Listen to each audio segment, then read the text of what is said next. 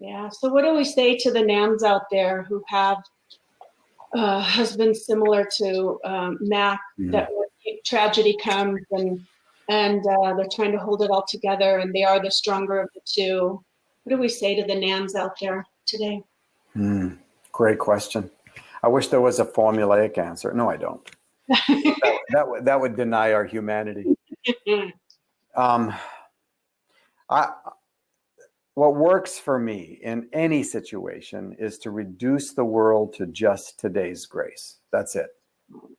That's the only way I know how to navigate this life anymore.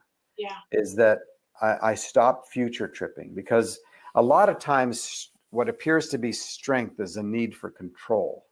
Yeah. And a need for control that is expressed that way sometimes is because there are fears that have not been dealt with. Right. And so you're trying to hold everything together so that the things you're afraid of don't happen. And that's not to say that there aren't many very strong and powerful women.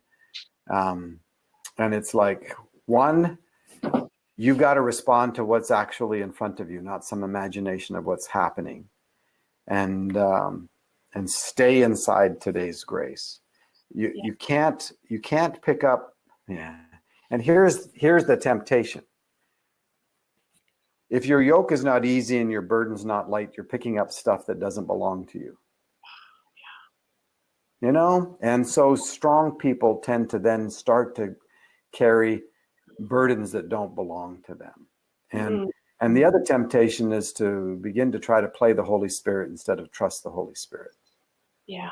Especially in the lives of those we really care about. And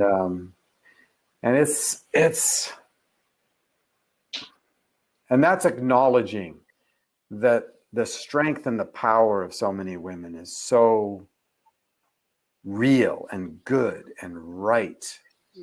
And it comes out of a place of trust and a place of, I understand all that, but I also see people who have picked up stuff that doesn't belong to them, and it crushes them after a while.